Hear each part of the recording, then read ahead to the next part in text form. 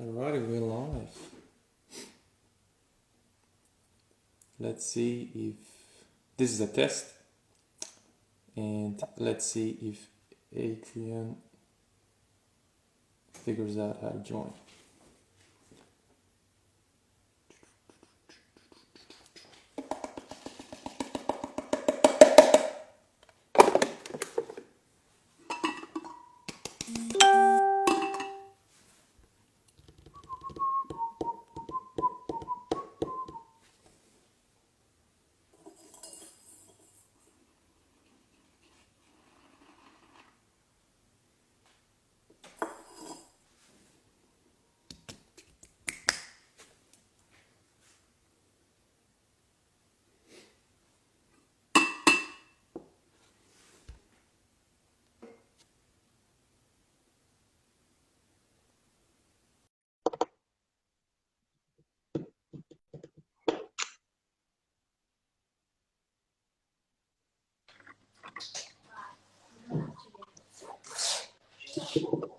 Morning. Good morning.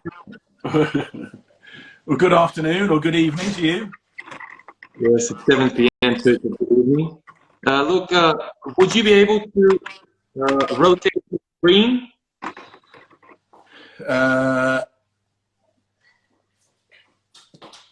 Hold on. That's the camera, I think. Yeah, it is, yeah. I can rotate the screen, but that's going to mean...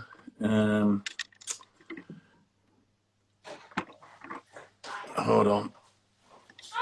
Do I have to physically rotate the camera, or can I do it on the phone?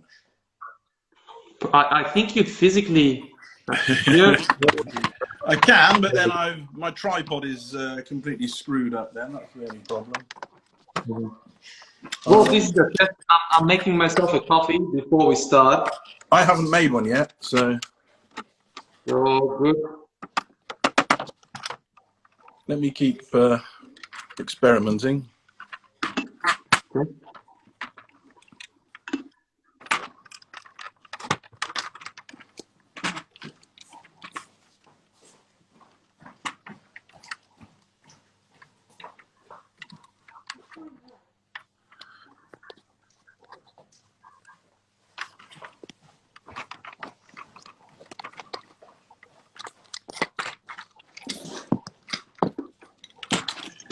Are you using an iPad? Sorry? Are you using an iPad? No, I'm using an iPhone with a tripod. Okay. Same. Same. Yeah. So, but I'm just trying to mount it in my tripod and struggling at the moment because I've got an iPhone Max. It doesn't fit. I don't think it'll fit in the mount if I have it portrait. That's the trouble because the phone's too big.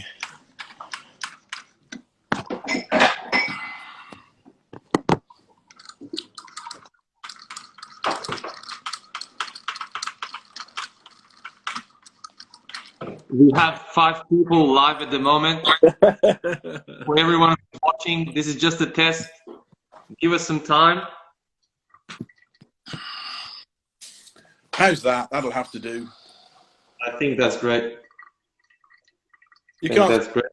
You can only see my ceiling now. You can't see my my lovely collection of classics that I've arranged down here, just so that we yes, see it. But later on, when we start again, you'll definitely show me and everyone else who join what you have over there in the background. I can show you a few. They're not. They're obviously not powered up or anything, but they're. It's okay. They're sat there. Sorry.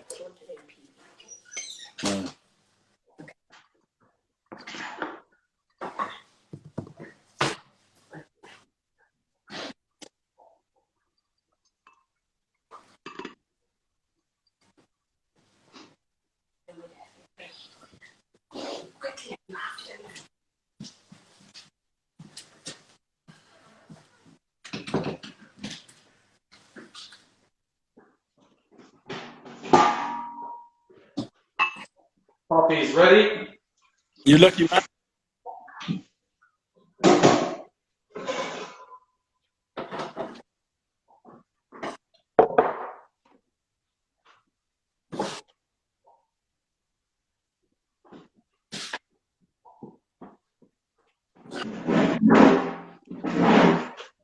Here we are.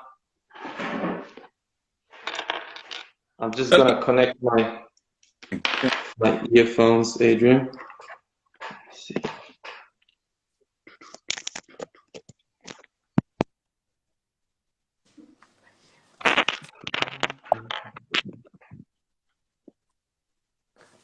Alrighty, let's see if you can hear me properly.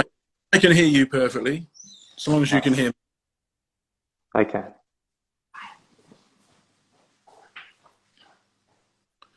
Alrighty. So is that an espresso at this time of the day, or you want a V60, or what are you doing? Oh, it's a V60. I drink V60s most of the time. Yeah, it's a good idea. Yeah. Because to be honest, you know, espresso is a fast, quick drink, right? Yeah. And I find I enjoy a coffee that's brewed in this diluted way, basically, that you can basically sip like a tea almost. Yeah. Well, I drink Right. Americano most of the time. I enjoy a good espresso, absolutely. But like you said, it's you know, a good espresso is a bit too quick. You drink it and you can enjoy it for a few minutes and it's gone.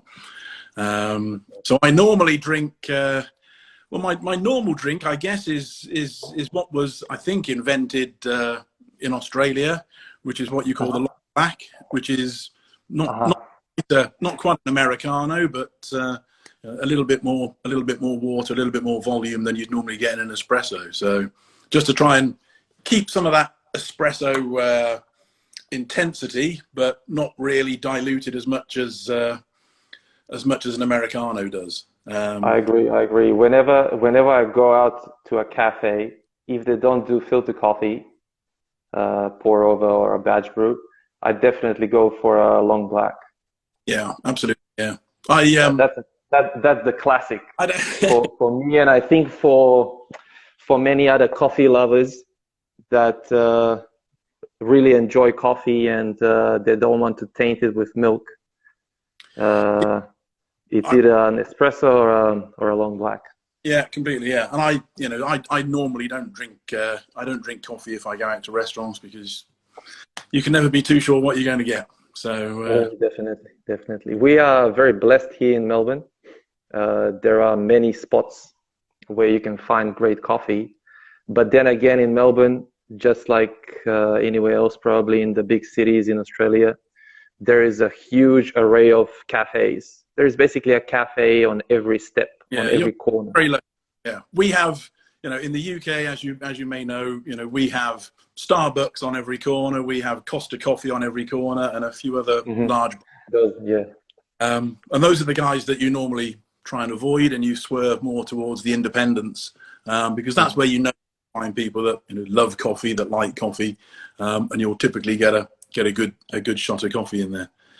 But what's your Sorry to interrupt you. I interrupted you.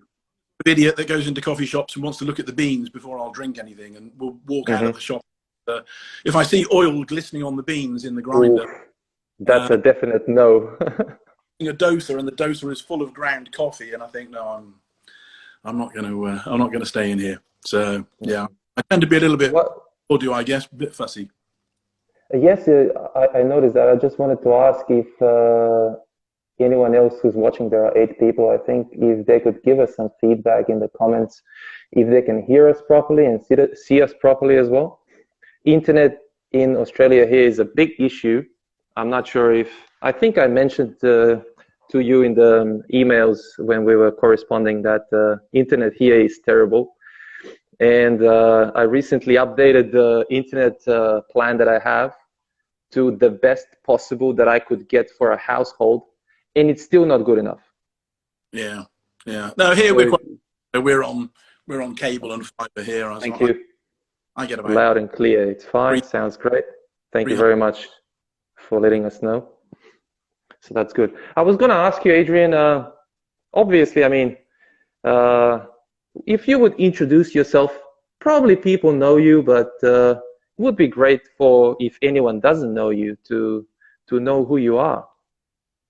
Absolutely. Yeah, more than happy to. Well, my name's Adrian Wright. A lot of people know me in the Gadget world as Mr. Shades. I've been into Gadgets for, well, I think I bought my, if you want the quick history, I bought my first Gadget Classic in about 2002, something like that. I've still got that machine today, which is fairly heavily modded.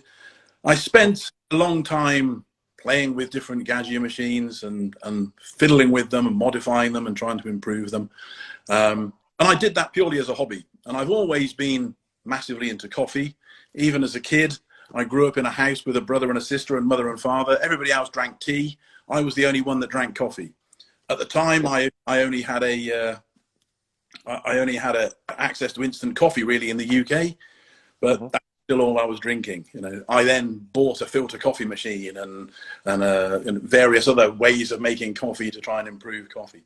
But I've always been into coffee, and coffee's been a real passion. So when I got my Classic, I was modifying it and improving it, and I've done that as a hobby over the past, I guess, 20 years. And then I became reasonably well known amongst the Gadget forums, the coffee forums, Reddit as well recently, as somebody that knows a little bit about the Gadget Classic. And I started to produce a PID kit a few years ago. I'd PID'd my own Classic and found it at the time quite a challenge.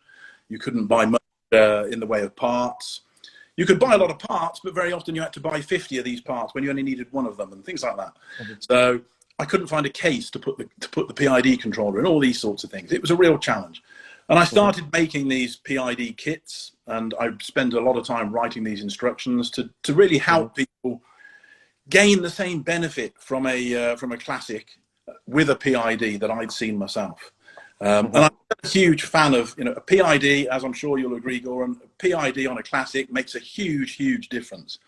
And I wanted to see that difference, and I wanted to see more people benefit from it. So I started making this kit, and then, again, long story short, last year, with the start of the pandemic, I started to see a lot more, rather than just people casually inquiring, hey, can I buy one of your PID kits perhaps once a month or something? I was getting a lot more requests. People were working from home, they were living at home a lot more, they wanted access to better coffee, and they were really looking for ways to improve their Gadget Classics that perhaps in many cases they'd only just bought. So I had a full-time job at this point last year. I had a regular job. I worked for a software company as a sales guy. My wife started up Shades of Coffee as a way for her to, we have 2 small children, for her to work from home fairly flexibly. And we did that last year, and it became busier and busier. We started off at the start of this year making some key life choices, and to leave my full-time job, and now I am effectively the managing director of Shades of Coffee. It's Congratulations. Just the 2 of us, and you know, we still have an ambition, or I have a personal ambition to absolutely help as many people as I can make better coffee with a Gadget. So that's where we are. That's inspiring, to be honest, because the thing is, I didn't know you started Shades of Coffee last year. I thought this has been a running business for a while. I assumed that. Yeah, it was very much informal, and I was Mr. Shades, and I used to communicate with people on various coffee forums, and I sold a few of these kits and a few of my OPV kits on eBay, for example. I didn't have my own website.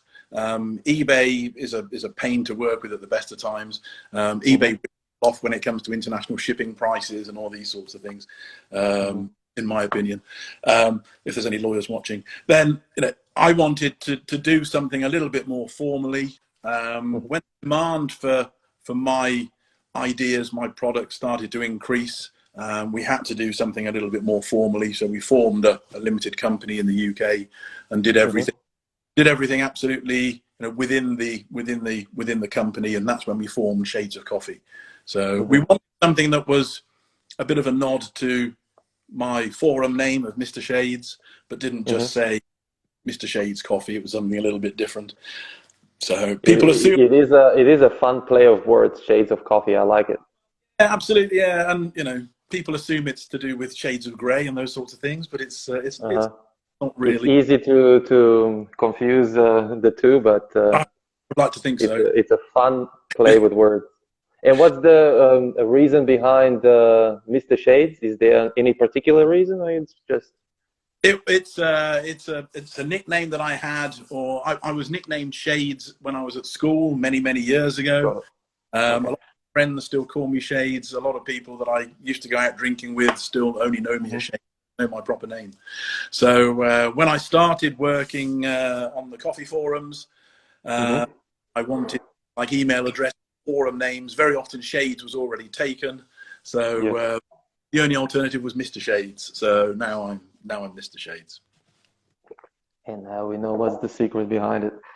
I was going to ask you before, what do you usually drink? As in, which coffee roastery is your favorite back in the UK?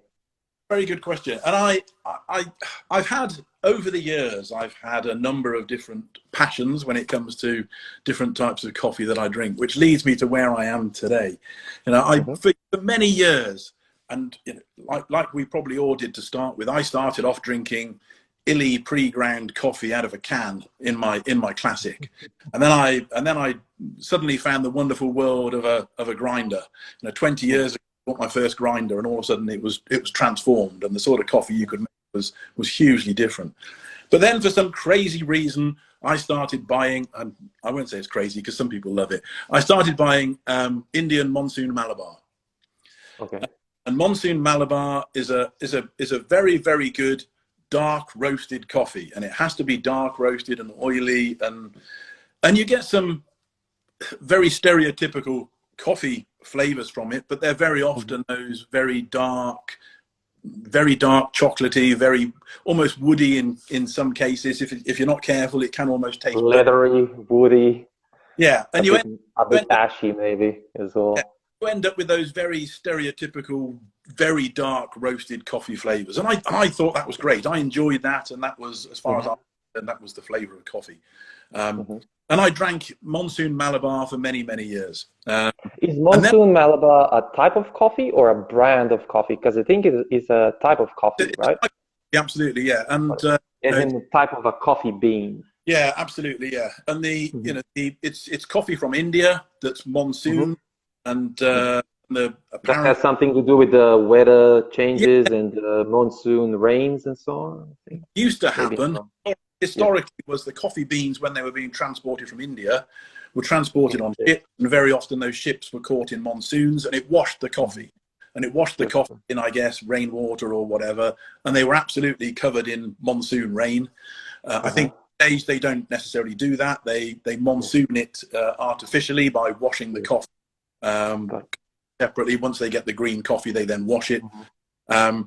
And it takes a lot of the bitterness out of the coffee. You get a very coffee as well. So it is a different flavor, and a Monsoon Malabar is quite a different flavor to a lot of coffees that we would enjoy today as lighter roasted coffees. But I wasn't too bothered about where I got it from. The only place I didn't buy from was a supermarket. I was buying from independent coffee roasters. I'm quite lucky. Not far from where I live, I have a very well-known UK coffee roaster called Rave Coffee. Rave Coffee, and I would buy a lot from them, but I would also buy a lot online as well, and just go online and buy anywhere. And I went through a whole journey of dark roasted coffee, which then became a more medium roasted coffee, and I was going out and looking for other coffees that were medium roast rather than dark roast, and we've got to the point today where I'll only drink light roasted coffees, like a lot of people that are really into coffee. I went through a phase of only drinking really South American coffees, so I'd love, and I still do love, Brazilian and Colombian coffees. And I'm not too specific about where I buy from. I like to rip the net far and wide to find different roasteries, to find different flavors. And today I'm a member of a sort of a forum group in the UK that's called the Lighter Side of Life, and it was founded on the UK Coffee Forum, and now its home now is a separate coffee forum called Talk Coffee in the UK, which is a great new forum. So we have a group on there called the Lighter Side of Life, and what that does every month, I get a kilo of coffee from a new roaster. So it could be a roaster that I've never used before, and we don't know what those beans are. We don't know what they are. They are lightly roasted, but they are completely unknown. And the whole idea. So it's like a subscription service, basically. Subscription, right? yeah. You don't know what the beans are. So you receive them. They're just labeled up as Lighter Side of Life beans, and you enjoy them. You feed back to the forum if you want the tasting notes that you're getting, and then throughout that month there's a reveal at the end by the roaster who then tells you what they are. So also you receive the beans, but you don't even know what they are. You have no idea what they are when you get them. Normally, well, that's a first. I've never I've never heard of an approach like that, but it's interesting. It's really interesting. Why not? You get so it's just a bag of beans, basically. Nothing on it. No labels. Just seconds. Sure. All good. I hope the 7 people watching this are enjoying this as well. Mr. Shades is going to show us the mysterious bag of beans. These are 2 examples. So this was last month from a coffee roaster called the Good Coffee Cartel, and it's just labeled, just says LSOL on it, Lighter Side of Life. Okay. And they're quite novel because these guys package their coffee beans in cans, which is a little bit different. So all you can see. And how do you open the can? Because I see you holding on to something. All right. Well, yeah, that's a first as well. One of their USPs is that they sell things in cans. This is this month, so this is another different one. And again, it's just nice. Side of Life. That's an interesting bag. I like the color. And it's from a company called Jelly Beans. So well, there we go. That explains a lot. Jelly beans. That's what you receive. So I get a kilo of that every month, and I have absolutely no idea what it is. But very often, because the roasteries know that it's a group of coffee fanatics that are receiving coffee geeks, basically. They know. If you've joined that, you probably know what you're doing about coffee, so you can't deceive them. But they also then perhaps launch new coffees. They give perhaps more expensive beans than you would normally buy for the price we pay. So you get access to perhaps better beans and different newer beans or newer roasts that they're developing. So it's a great way to try an awful lot of different coffees. And I joined this a year or so ago. And that's pretty much all I drink these days. So every month I have different coffees, different flavors, but very often I don't even have time to find out what they are.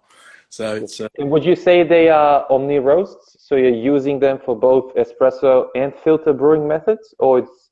They what are you brewing mostly? I mean, personally, I brew mostly espresso. Okay. I brew mostly espresso, or I reasonably frequently brew an AeroPress, but I don't have time to do V60s very often. I've got a lot of 60 equipment sat in a cupboard, but it doesn't come out very often at all. But I normally brew for espresso, and as I said before, I thoroughly enjoy an espresso, and I like particularly with these when it's a new bean roastery, then it's great to try. Takes a while to dial in, right? It takes a while to dial in, absolutely, which is why it's nice to get a kilo of beans every month, and you can you're not just getting 250 grams and using half of it to dial. I absolutely agree. That's the most annoying part about espresso, which is why probably I tend to go for the V60, because it's a bit more forgiving, and even if you get something wrong, you still it's still enjoyable. It's not best, right? It's not the best of what the coffee can offer, but it's still enjoyable. Whereas with espresso, you get one thing wrong, like you grind too fine, that's it. It's either gonna channel awfully if you're using a bottomless portafilter, or it's just not, it's gonna come out in like a minute or something. Yeah, completely. Yeah, I agree. You can't really use it.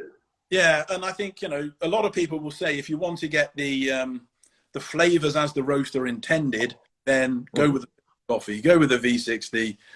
You know, you will get those flavors a lot more easily than you will with espresso. And one of the things that, you know, I very often talk about espresso. People talk to me a lot about coffee, and I various stories, various things that I come out with. But one of the things that people talk to me about is coffee, and, you know, how do I get the flavors out of coffee that I see on the packet? Because a lot of people will go into a coffee shop or a roastery and they will read the tasting notes and they'll buy a bag of coffee. Perhaps they've been into a coffee shop and, you know, the coffee shop has just served them a coffee and they think that tastes really nice. I'm going to buy a bag of that because they happen to sell the well. And they get it home and they taste it and it's nothing like what they tasted in the coffee shop. But my story around that and happens too often. Yeah, it does. But and hopefully you can relate to this. You know, what I very often tell them is, look, coffee is very much like whiskey. With coffee, we have blended coffees, and we have single origin coffees. Single malt. Whiskey, you have single malt whiskies, and you have whiskey blends. Both very, very similar sorts of things. And manufacturers will try and blend the different whiskies or blend the different coffees to bring out the best sorts of flavors. Now, the difference is with a bottle of whiskey, I can go into a supermarket and I can pick up that bottle of whiskey and I can read the label on the back of it and it tells me all the tasting notes. That's great. I think I like it. So I bring it home. I open the bottle, I pour it into a glass and I drink it. And yes, I get those tasting notes. Big difference with coffee is we buy that bag of coffee from the supermarket or from the roastery or from the coffee shop or wherever you want to buy your coffee. You read on the back all the different tasting notes and then you bring it home. And then what you have to do with it is you have to weigh those beans out. You have to grind those beans through a grinder. You have to put those beans through into a portafilter and tamp them and prepare them. Then you have to pump hot water through them at a certain pressure and a certain temperature. And then you end up with some brown liquid in a cup.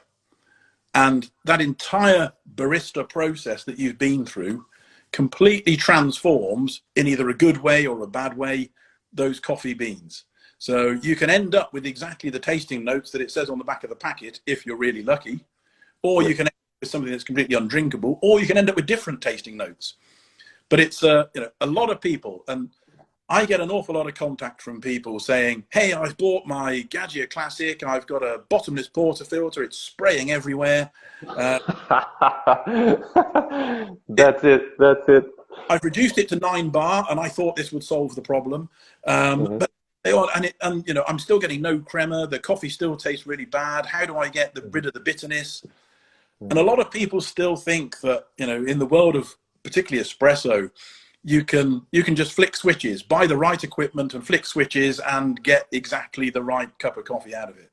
If you walk into Starbucks, sometimes then that's exactly what they do. But in a lot of coffee shops, there's a lot of... Don't even start with the Starbucks coffee machines. It's a big rabbit hole. But for most other people, you know, the brewing of the coffee really starts when those beans come home, because then you have that whole process where you know, the barista and the barista skills are what makes those coffee beans into a great drink or an awful drink or, you know, or whatever. Whereas with whiskey, it's just the bottle. It's already prepared. It's already in liquid form, ready to enjoy. Whereas here, it's a bean. You know, you've still got those. You've still got those single origins, but you've got to do all the hard work. You've got to become almost the whiskey distillery, and you've got to make that coffee. And that's where, you know, a lot of people don't realize that's where there's a huge amount. That's where things go wrong.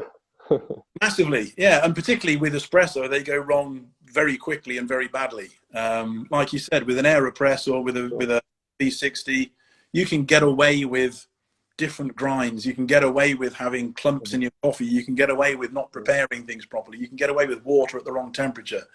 With espresso, because everything happens so fast, you get different results with a few degrees C temperature difference, different results.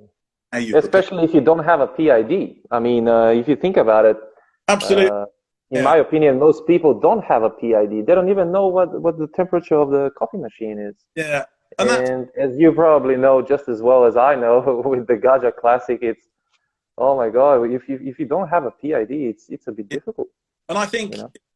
I take my hat off to people that use the Gaggia Classic and manage to temperature surf, because Oh, if that was a struggle for a while. it is, and you know, and temperature surfing is a trick that people that that know the Gaggia Classic can use and do use quite often successfully.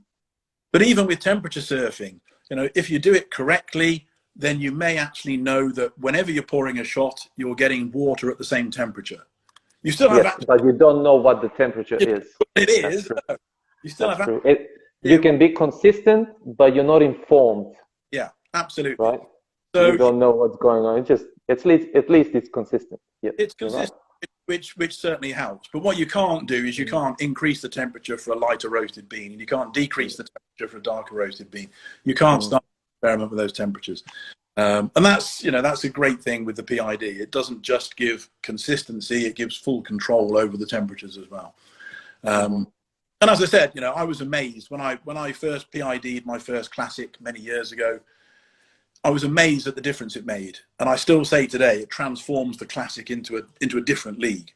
It makes a massively different coffee machine, and the coffee you can get from it is much better, much more repeatable, and very often much higher quality. And that was really what drove me to where I am now, is making coffee much better with a Gaggia Classic, and that's what I'm still trying to do. So it's amazing that you've turned a passion of yours into a business, and then you've been able to quit your full-time job. That's literally one of my goals, obviously, is because this is a passion of mine and ours, actually. So me, Valeria, and Madeline as well. And it's so good to see an example in you and what you're doing. That's great, and you've been able to do it pretty fast as well. Obviously, sometimes it takes a while, but it's great. It's great to see. I'm quite lucky in that I'm almost certainly a bit older than you, Goran. So I'm at that point in life where I've got a house. I've got a car. I've got a lot of. I had a successful job. A successful job for quite a long time, earning some reasonable money. So I got to the point in life where I could afford to take a little bit of a risk. I could afford to do this, and as you say, follow a passion. Because at some points in life you have to decide, do I want to be? I posted on Facebook a few weeks ago, I am no longer a corporate slave because I officially finished my full-time job. And at some point you have to decide that, you want to be a corporate slave and you want to carry on working, taking a salary. And at other times you decide that, okay, I'd rather do something that allows me to live more and perhaps work in some ways a little bit less, but do something that you're really passionate about. And if you're passionate about it, it probably doesn't feel like work anymore, does it?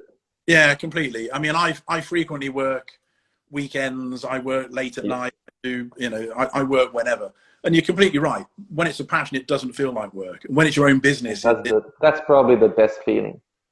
It is, but it can be quite. Steph, my wife, is a little bit stricter on me. If I had money, I would be spending all the time developing new products and working with some of our manufacturing partners and developing things and doing an awful lot more than perhaps I do at the moment. But I've got two children. They're not an 8-year-old and an 11-year-old. They need a lot of our time. They need a lot of my time, particularly weekends. So Steph insists that we don't really work much at weekends. We don't ship at weekends. We don't pack products at weekends. We wait until Monday when they're back at school. It's good to have some time off as well. It's very that.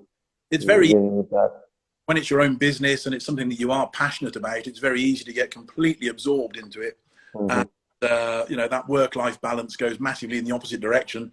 You end up working far too much, thoroughly enjoying it because it's your passion, but you end up working every single hour. You probably get caught up, right? It's almost like a meditative state of constant work, of constant enjoyment of what you're doing.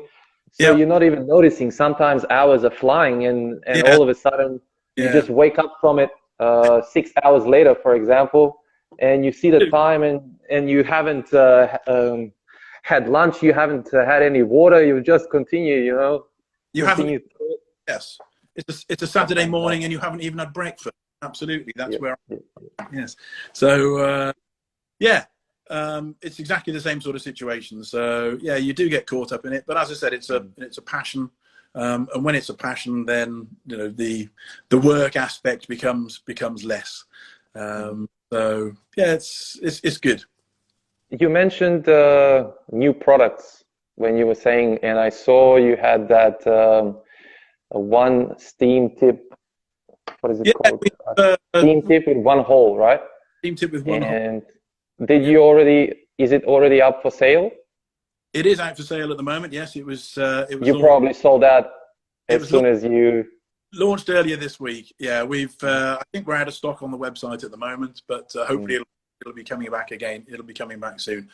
That's a great idea. Have you had any feedback from people that have gotten it, or you still have? I mean, you've probably shipped it, but yeah, we've had a little bit of feedback from people, and most of the feedback is very positive.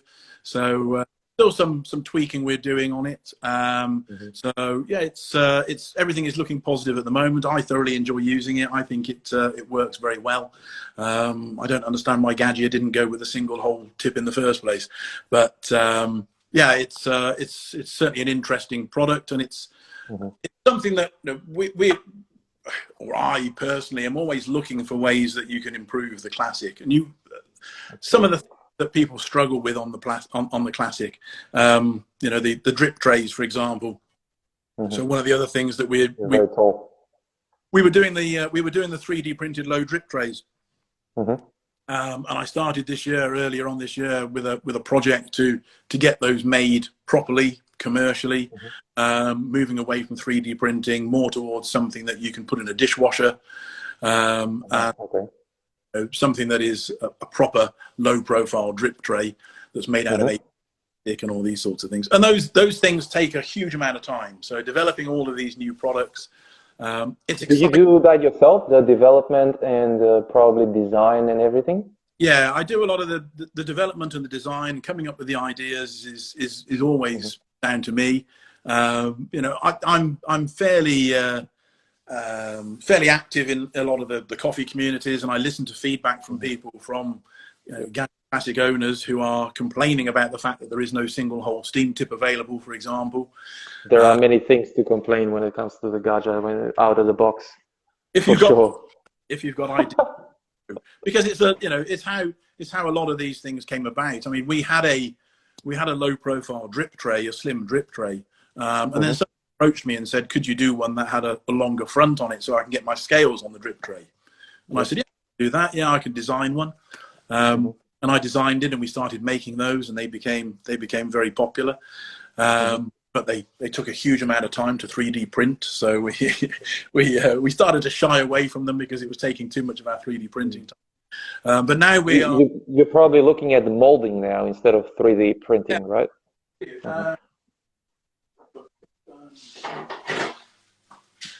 So this is our new drip tray. A slim drip tray. This is made out of ABS.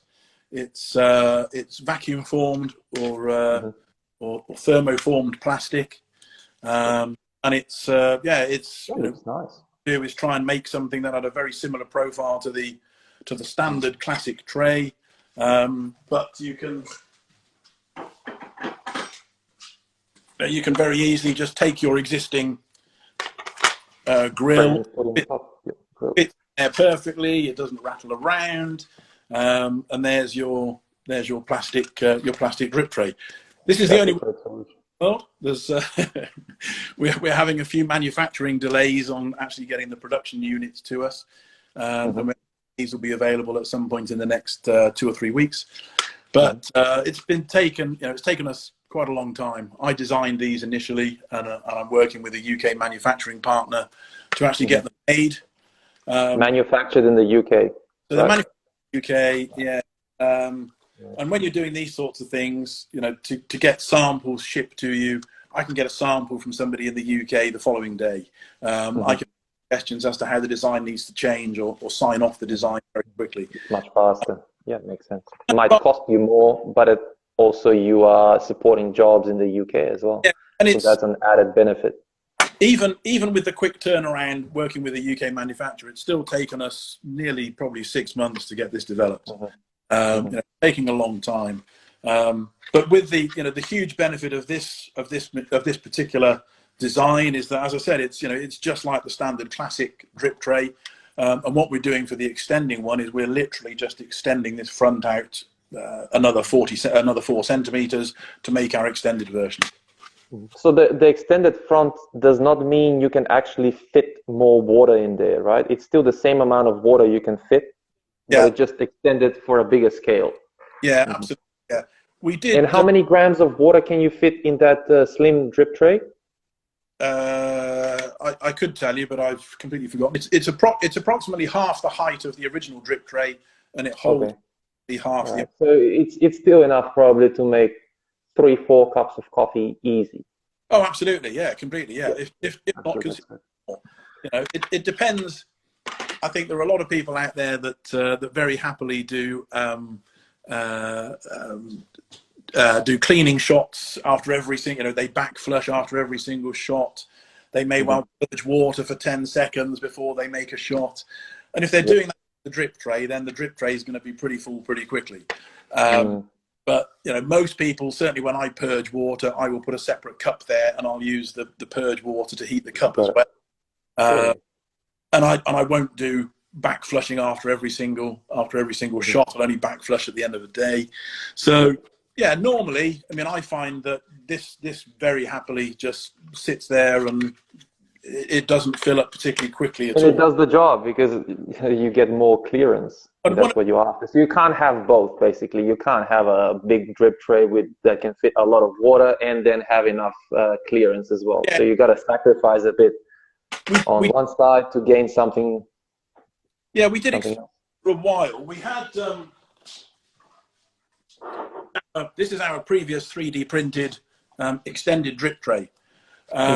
We did experiment for quite a while, and I took these out of production earlier this year because I was experimenting with actually what another 3D printer has recently started to produce, which is where the actual drip tray itself does extend out of the front, and then there's a cover that goes over the front part. But the covers, when they were 3D printed, we found that for whatever reason, a lot of people end up with very, very hot water in here because they are flushing them an awful lot. And that when you had a 3D printed cover over the front, actually the covers were occasionally warping. So we didn't bring that one to the market because although it would have had a much bigger water capacity, it had this plastic cover over the front, which ended up bending. And again, we were looking for something really that would survive long term. Any of the 3D printing technology is still, whether you're using ABS or PETG or PLA or whatever it is you're using, it's still made up of lots and lots of small pieces of plastic that are stuck together. We wanted something that was a lot more robust, a lot more rigid, and as I said, would survive going through a dishwasher. And I've put this through a dishwasher a few times, alongside some 3D printed ones. Yeah, this one comes out perfectly. So I'm really looking forward to having the drip trays available. People ask me about them every day. When is the drip tray coming? When is the drip tray coming? That's one of the things many people struggle, because as soon as they get serious about espresso, they start weighing their shots, right? Yeah. Weighing out their yield, and they figure out, I can't fit a scale underneath. Yeah, you can't fit a scale. And getting the drip tray out and putting that little bottle or whatever you're putting underneath that the little tube is so annoying. I don't do that. I see a lot of people doing it, but it's very annoying. Nobody's got time for that. No, exactly. Yeah, and then you then find that if even if you have a regular drip tray, and you can just about squeeze your scales under there, and you can get a shot glass under there, then you are absolutely restricted to just using a shot glass or a very small espresso cup, because using a standard portafilter, there is hardly any space between the spouts on the portafilter and the. There is no way you could fit a mug. Yeah. Most people, I have a feeling that they're using mugs for their coffee at home. Yeah. And yeah, there is no way you could fit a mug underneath. I see you see workarounds where people are posting on Facebook and Reddit and things where people have just removed the drip tray completely, and they've got a shot glass underneath the vent tube, so that when you get the exhaust vent, there's something there to catch the water. But then they're just putting a mug on the stainless steel in the bottom of the Classic. But I think with a good slim drip tray and with a bottomless portafilter, then you can still get a reasonable sized cup into a Classic. Absolutely. So, that's the best way around it. I had a gentleman from YouTube asking about if you have any plans of releasing a pressure gauge, I think, and a dimmer switch. Yeah, so the dimmer switch is probably for pre-infusion, right?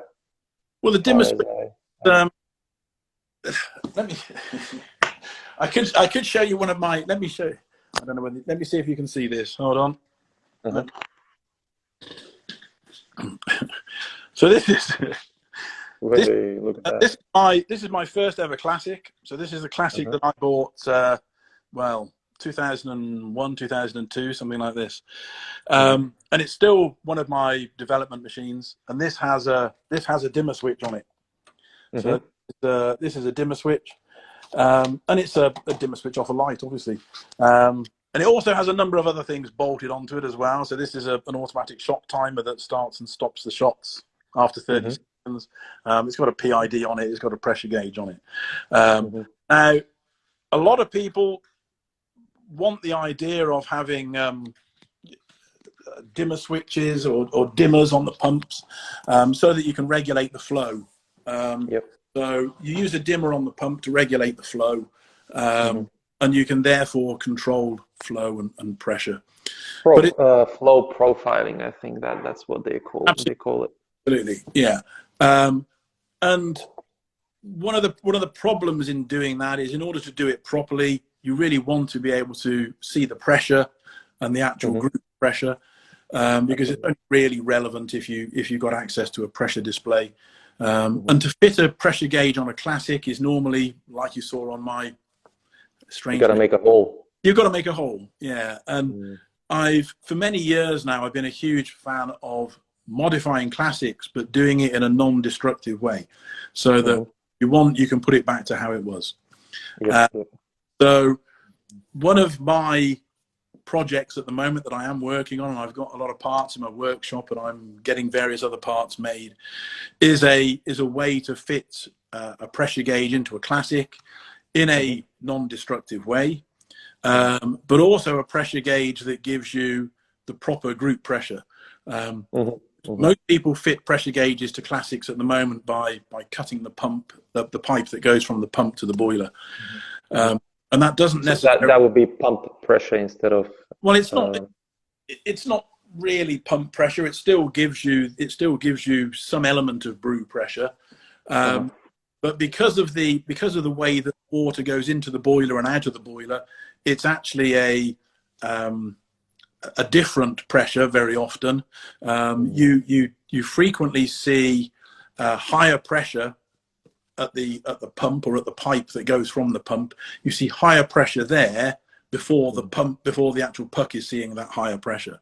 So you can ramp the pressure up, and you can think you're getting 8 or 9 bar of pressure, where actually the puck isn't really seeing 8 or 9 bar of pressure yet. It's seeing an awful lot less. So I'm trying to come up with something that will enable us to have pressure gauges on the Classic, and do it in a non-destructive way. And also, I want that pressure gauge to actually show the actual group pressure, and not the boiler pressure or the pump pressure or whatever.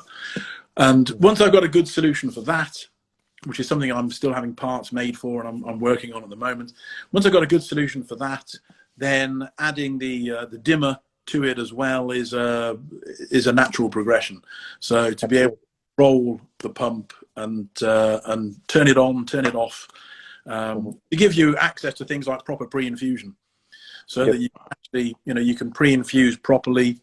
A lot of people today will pre-infuse using a method which effectively opens and releases the solenoid valve, which I don't think is the best way of doing it, but you can open and release the solenoid valve, or other people are doing it by opening and closing the steam valve.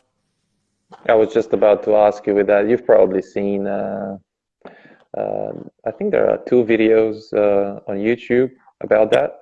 Yeah. And I was going to ask you, what are your thoughts about it? Because when I saw that, the first thing I thought is cold water in the puck. at least not cold water, but temperature instability. Yeah, let's put it that way. I mean, And since obviously I have a PID, I went and tried it, and I had my PID set up on 94 degrees Celsius. And if you just turn the steam wand thingy that you rotate just a bit out, if it was at 12 o'clock normal and you put it at 11, let's say, the temperature decreases from 95 to 88, 87 rapidly. yeah. Right, very fast. It happens very fast. So Yeah. a solution that I tried instead of that is ramping up the temperature to probably 98 and then trying again. And that gave me a temperature of around 92 before the PID ramps up again and the temperature starts going up. So the shot actually wasn't that bad, but also there is a huge problem with channeling with that, because as soon as you put the knob back to its original position and it's pumping a regular pressure through the puck, it starts channeling, because it seems it's a big disruption between a lower pressure and then a higher pressure. The progression between the pressure is too rapid, Yeah. and it seems that it just creates a channel.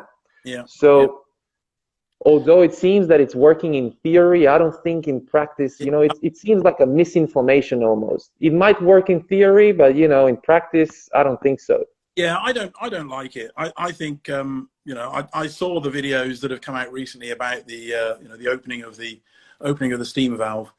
And those machines don't have a PID as well. So if you don't have a PID, it's literally pointless. Yeah, absolutely. Yeah. And the minute I see somebody opening a steam valve and saying, "Oh yes, you open the steam valve and you have to put a cup under the wand," and then they're filling a shot glass or something with water, the exact same thought went into my head that went into yours. That all you're doing, that hot water is being replaced by cold water in your boiler, and it's a big difference. It makes a big difference in temperature. Yeah. On a classic, you can't really afford to do that because they have very small boilers in the first place. So you want to minimize the amount of cold water you're getting into the boiler. Opening the steam valve, okay, it may give you an element of pre-infusion without opening the solenoid valve, but I think the downsides are probably more significant than the upsides. I think I commented on Reddit or somewhere about this, and I said that as far as I was concerned, the better way of doing it, if you wanted to do pre-infusion, was to just turn the brew switch on, and then after a few seconds turn the brew switch off again, and then wait for a few minutes for pre-infusion and then turn it on again. But wouldn't that suck up the puck from its bed? It won't, because when the solenoid opens, all that's happening is it's not actually, nothing is being sucked anywhere. All that's happening is any pressure that's above the puck is being released. Now, when you're pre-infusing, there is no pressure in the puck anyway. There's no pressure in the basket. There's no pressure in the portafilter. So provided you just turn the brew switch on and leave it on for about 2 or 3 seconds before the puck becomes completely saturated, so you're just pushing some water into the basket, you're hopefully completely soaking the puck with at least some water, which has got to help, but you are turning the pump off again before the basket and the pressure builds within the puck. Then you shouldn't have anything at all vented back out of the vent. So you can then just turn the pump on, leave it for a couple of seconds, turn it off again, wait a couple of seconds, turn it back on again, and you get an element of pre-infusion. And I think that's a better way of doing it than opening the steam valve. we might do a video about this. I'm gonna compare. I thought about what you said, what you just said right now, but I thought that the what's it called, the overpressure valve would suck up the puck, and then that wouldn't work. I'll try again, Yeah, and we'll make a video. We'll compare everything: a normal extraction, this method with the steam button, the steam rotating thingy, and what you're saying now, and we'll see. We'll make a taste comparison, and let's see what happens. I've never done a scientific analysis. It's not scientific, but you know, taste is always king. Absolutely. Whatever tastes better wins. Completely. And you know, and that's very often when I'm responding to posts and things on coffee forums, I always say to people, look, you know, if what you're doing results in coffee that you enjoy drinking, then just carry on doing it. Don't worry about the fact that, you know, I get so many people who contact me and say, you know, I get a soggy puck. You know, I get a lot of water left on top of my puck. What do I do about it? Who cares? It doesn't matter. You know, if you enjoy what you're drinking, then okay, just carry on doing it. Very often, okay, if you want to get rid of a soggy puck, you can just dose a little bit more. But, you know, if you're enjoying what you drink, just carry on doing it. Don't worry about whether there's a soggy puck. Don't worry about, I don't know, anything else that people tend to worry about. Ultimately, if you're enjoying what you're drinking, if you're putting supermarket pre-ground coffee into your machine and you get coffee out in 10 seconds that you enjoy drinking, who am I to tell you that? Fair enough. Why not? Yeah, I agree. Absolutely. It might not be the best thing you could get, but if it's good enough for you, fair enough. And then it also, you know, it starts from, first it starts with the machine, then maybe pre-ground coffee in the pressurized basket. Then you move on to the normal basket and you think, okay, I need a grinder now. You buy a grinder. Then you start thinking, okay, maybe I should upgrade the basket, you know? So you upgrade the basket, then you need to grind finer. Yeah. You figure out that maybe your grinder doesn't grind fine enough for a precision basket. Then you get another grinder, then you do the spring modification, maybe the PID later on. And it's just a rabbit hole, and you keep on digging and digging. Down that rabbit hole, absolutely. Yeah. Absolutely. I've in the past, I've put a Gadget Classic with I've got a reasonably good grinder. And if you put a Gadget Classic with a great grinder, and you spend, you know, a lot of money on a grinder and get a really good quality of grinds, and you put that into a Gadget Classic, you can get some fantastic coffee out of it. Absolutely. There's nothing really that can compete with a Classic at the price. So that's true. That's actually true. I don't know about those the Rancilio coffee machines, or I think it's called Rancilio in English. I mean, the Sylvia is a very, very similar machine. A bit more expensive, though. It's probably 25% more expensive, I think. Yeah, it is a lot more expensive. Which is basically the added value of if you got a PID, and then who knows? I don't know. I think the Gaja with the PID is probably better value for money than just a Sylvia. And I think, you know, one of the great things about a Gadget is that if you end up, for whatever reason, leaving it on and you end up with a dry boiler, then it doesn't kill the machine, because the heating elements are in the walls of the boiler.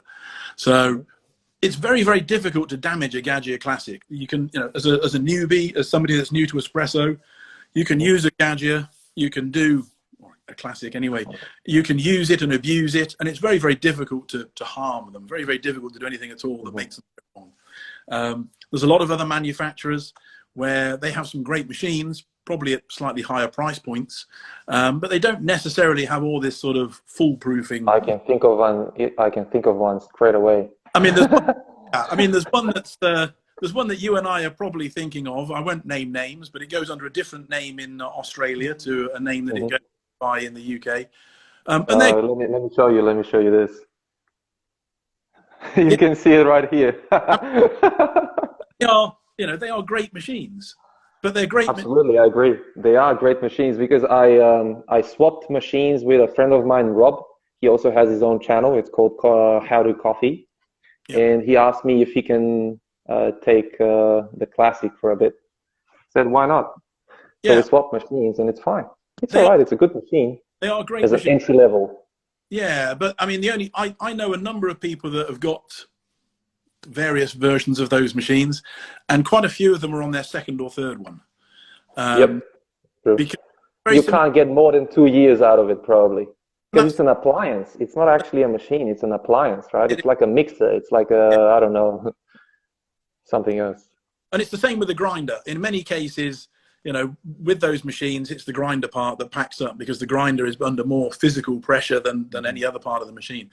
The grinders don't stand the test of time. When they're working, they're great, and I think you can get some fantastic coffee out of the entire range of those machines. And it's user friendly as well. Yeah, they are. Yeah, but you won't find one of those that's 20 years old. You know, you can. No way. There are 20-year-old classics that are still happily working, and you have it right on your bench behind you.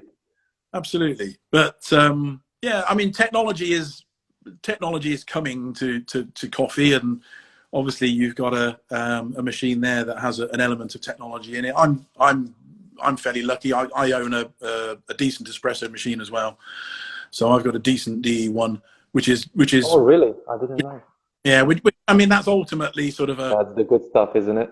But that's ultimately almost like a massively pimped up Gadget Classic. You know, it's many years ago, people would have said that a machine that was based around vibratory pumps with thermoblocks in them was a complete waste of time, and you know that would only be in an entry level machine. You would never get a high quality machine that used vibe pumps and thermoblocks. But that's exactly what the decent machine uses. It uses 2 vibe pumps and thermoblocks to generate boiler pressure, or brew water, and also steam. And it does it in a very, very different way, and it's a fantastic piece of kit. How long have you had it for? I've had that about 18 months, something like that. So all right, so I mean, it's probably not one of the first ones, but it's definitely. I waited for the first one that was available with their touch sensitive group head controller, so that you can brew shots and you can change the flow and the pressure by. And touch. You're probably happy with it, right? Yeah, it's good. It's a very, very good machine. Yeah, but it's you know, as far as I'm concerned, it gives me something to aspire to make the classic like. You know, and I'm very keen to do videos if I can at some point, putting a modified classic with a PID, and with when we have it available with the pressure gauge and the flow profiling. When I can do all of that, then I'll be very happy to put that against the decent machine, and probably put exactly the same grinds through it, and try and replicate the flow profiles I have on the decent, and I'll do that on the classic, and I'll be very surprised if we're doing it very, very similar results. I think so. The only thing you probably be missing is the flow charts that they have on the decent. And although you could get all scientific about it, I don't think that most people who are using the decent are actually know what they are looking at. Yeah, the charts that appear are very useful if you know what you're looking at. Yeah, and if I think a lot of people, decent, have been massively successful over the past few years, making a huge. They have great products. Now they're going great, and it's a great company and a great product, and I think they've absolutely entered the sort of almost mainstream espresso market, where people with enough money are basically looking around and thinking, okay, I want to buy a good espresso machine. What do I buy? And the decent looks very different to a lot of others. Anybody that's a sort of a techno geek as well likes the idea of a tablet on top of it. Oh yes, I'll have one of those. So you buy a decent rather than buying an espresso machine. But it's it's a very, very different sort of it's a very, very different piece of kit. But it's how did you? I wanted to ask you, what was the feeling when Hoffman mentioned your name, your company in his video? I don't want to forget that, because that's a great success in this little coffee space we operate in, to be mentioned by probably the biggest name out there in this in our industry. Yeah, it was quite a surprise. I mean, he'd and James has sent me a few emails. We have the occasional email conversation, and he'd sent me an email before that video came out, asking me some questions, and and he said, "Oh, I'm doing this because I'm doing a video, and I'm planning on using your OPV mod in the video." And I said, "Okay, well, if there's anything more I can do, then let me know." And I heard nothing more after that. And then all of a sudden, this video comes out with him and his £250 coffee machine experience. And I thought, okay, I'll watch the video and see how he uses our OPV kit. And then yes, he waves our little bag with the logo on it. He mentions me by name. He mentions the company. He gave a link in the description, and it was fantastic. So within the coffee community, I was personally very excited. A lot of my friends didn't understand why I was excited because they had never Hoffman, but but it was my 15 minutes of fame amongst the coffee community, and it was a very exciting and certainly a surprise to see. So it was good, yeah. And I'm sure we'll be recognized for the great job you're doing as well, because it's a huge thing. If you for $250 you could get a decent espresso machine. Yeah, and he started with the what's known as the Classic V2 or the Gaggia Classic 2015. And I don't know whether you have this in Australia, but this was a machine that was brought out in the EU in 2015, where they basically took the Gaggia Classic case and then completely changed all of the internals on it so that it met EU energy regulations. Gaggia essentially took a different model and bolted the insides into a classic case and continued to call it the classic. So actually what James was starting off with was a classic that was a little different to the normal sort of classic, the Classic Pro that we have now and the classic that went before it. So he was starting off with something that wasn't really a classic, which is why he was a little surprised when he found that there was no solenoid valve and there was no vent tube and things in the video, because he started off with a machine that perhaps wasn't the best version of a classic to start with, but it was great that he managed to get some really good results. And it was as simple as changing the pressure very slightly, using a precision basket, tamping with that's about it. That's all you need. Absolutely. And obviously the skill. I wanted to ask you something else as well regarding the equipment you're using. Probably people who are going to watch this are going to wonder, what does Adrian, which grinder does he use?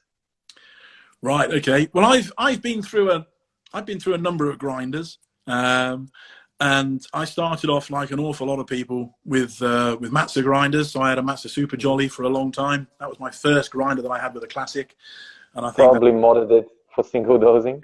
Modded it for single dosing, absolutely. Yeah, and it's still a good grinder for a classic. It pairs well with a classic.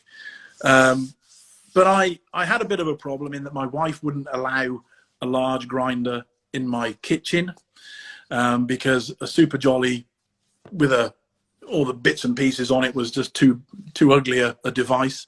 She didn't like the noise of the doser, because when you single dose, you still have to empty the doser. So I had to have a Super Jolly in a completely different room in our utility room to the actual espresso machine. But even so, I went from that grinder I went through a few others and ended up with my first on-demand grinder, which was a compact K10 Fresh, which was 68 millimeter conical burrs, and a nice fancy user interface so that you could dose precisely into the basket. And I loved that. And actually having an on-demand grinder was fantastic. And I think, it's interesting to see that virtually the whole industry now has gone towards on-demand grinding and single dosing. It's very difficult to buy grinders with dosers on now. But that was my first experience, the compact K10 Fresh, of a conical grinder, and also of one that was completely on demand. And just to be able to push a portafilter in and get it filled with coffee was great. So I've been completely fixed on demand grinders since then. I also went through a large flat phase, and I'm still in my large flat phase. So I went for a while using a Matza Royal. Royal has 86 millimeter flat burrs, which is much larger than the Super Jolly. And those large flat burrs were really giving me the sorts of flavors that I wanted. I modded much faster as well, probably. Yeah, much faster. Yeah, it'll grind in 5 seconds or something like that. And that was giving me some great results. I modded it with a separate electronic box so that it was on-demand grinding, so I could just push a button and it would grind on time. That worked really well, but I was really then hooked on the whole idea of large flat burrs. But ultimately, I wanted something that I could get back into my kitchen and that my wife would allow me to have back in the kitchen. And I found what is probably the only machine these days that will fit under kitchen cupboards, with a small hopper of coffee, and that's the Chardo E37S. So today I use a... Never heard of it. I'll need to Google that. Yeah, Chardo, CEADO E37S. Got it. I know. It's the way you pronounce it that confused me, but now that you spelled it, it's CEADO. ADO. I think that's an Italian brand, is it? Yeah, I think so, yeah. And apparently, how you pronounce it, I don't know. I'm not Italian. I don't know. It might be Ceado. Might not be. I don't know. I'll ask Valeria. She's Italian. It could be. I think it's going to be Ceado, yeah. Those are good grinders. A bit expensive, but definitely probably worth the money, right? It's a good grinder. And I have that with my with a small hopper. That fits underneath my cabinets.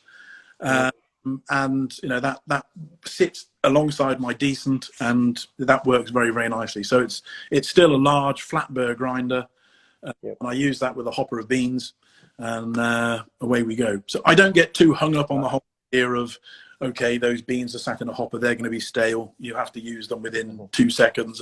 You know, life's too short to single dose as far as I'm concerned, so I've moved away. From single dosing. You know, I take my hat off to people that have EK43s and make little pots with beans every morning and empty the little pots into the... So I'm much more of a fan of just putting a portafilter into the machine and having my 18... Makes sense. It's more user-friendly. Yeah. The EK43, I use it at work. And it's not as good at single dosing as people tend to think it is. First of all, it has great grind retention. Yeah. So people that are out there looking for a single dosing grinder, and they think that if they spend, I don't know how many thousands of dollars, probably $3,000-4,000 of dollars, and they're gonna get a great grinder, they're probably, I mean, it's good, but the grinder retention is massive, probably around 2 grams. Because yesterday I cleaned the EK at work completely. So I stripped it down, cleaned the burrs and everything, and then I put a single dose of coffee through it. I put 22 grams in, and I got 19.5 out. So that's great. Yeah, but in a coffee shop environment, then you know that doesn't. Yeah. It's a workhorse. Yeah, that's what it is. If you're using one of those at home, then you have to just you put up with it. And you could probably see many accounts that are using high-end coffee equipment at home that costs tens of thousands of dollars, and they're using the EK at home as well. Yeah, it's an overkill. It's an overkill, but it looks good on camera. It's a nice looking grinder, especially if it's the EK43S, which is the smaller version, the shorter version. It looks cool. Yeah, it does. Yeah, it definitely looks cool. And if you put a white EK43S alongside a nice white Classic Pro, it looks fantastic, and I'm sure it produces some great coffee. But you're still, and the grinder is more expensive than the machine. Massively, but you're still weighing your beans out all the time. So it's that's it. So I don't get too hung up on weighing. I'm quite lucky with the Decent. The grinder I use does timed dosing, so I set that up and I do weigh when I'm setting it up. So I make sure that I'm getting about 18.5 grams of coffee, and it's pretty much consistent when it comes to doing that. And then one of the advantages of the Decent is the Decent does sort of software volumetrics. So they very clever physics model. So they work out how much water is going through the portafilter after pre-infusion. So they can work out in software without any scales they can work out how much The coffee volumetrics. up, and that's pretty accurate. So I use that feature, which means that I can almost use my decent, like you would use the machine you have next to you. I can just set that up. I can fill my portafilter. I always use WDT, so I will WDT it. I will tamp it. I'll load it into the machine, and I'll just hit the go button on the decent, and then I can go away and do something else, because it then uses its own inbuilt volumetrics. It goes through its pre-infusion or blooming or whatever particular phase I'm using, and then it will turn itself off once it's put 40 grams or 36 grams or whatever I want in the cup. And it's pretty accurate. It's accurate in a gram, so it's no pretty... need for a scale, no nonsense. No, Good to go. yeah, I do quite like. I love coffee, but I also love having it, fairly accessible. Having EK43 and having I'm sure an EK43 gives some different mouthfeel and some different flavors. But then you've got my wife would never allow it in the kitchen. I'd have to find lots of little pots to measure beans into and weigh them and all those sorts of things. And I can't be doing with things like that. It gets complicated. Yep. Adrian, I've taken enough of your time. It's Saturday for you. It's time to enjoy it with your family. I want to congratulate you on your success. Thank you very much. And turning this into a full-time job. So congratulations. And it was great chatting to you. Absolutely. I really enjoyed it. It's an hour and 15 minutes in. We could probably go on forever. I normally do. I'll leave you to it. If you want to talk again, please just reach out. Absolutely. I think we'll do it again. There is many more topics that we didn't touch on that we could in the near future. So thank you again for your time. I really appreciate it. It was nice meeting you in person as well. Absolutely. And we'll chat soon. So have a great Saturday. Thank you also to everyone who joined us. It was great. It wasn't a lot of people, but it was very fun doing this. It certainly was. Thank you ever so much for inviting me to do it. It's great to meet you in person. Every success to the Majestic Bean channel. I enjoy watching your videos. They're certainly amusing, particularly your PID review one I found quite amusing as well. But every one of your videos... That was a good one. That was controversial, that one. Every one of your videos I find really interesting. So keep up the good work. You're doing a great job. And I know a lot of people are enjoying your videos around the world. So once you get this uploaded on YouTube, I'm sure people will enjoy watching this as well. But thank you very much, Adrian. Have a great day. You take care. Bye-bye. Bye-bye. Bye, everyone. Or however many people. Bye. Both of you. Bye.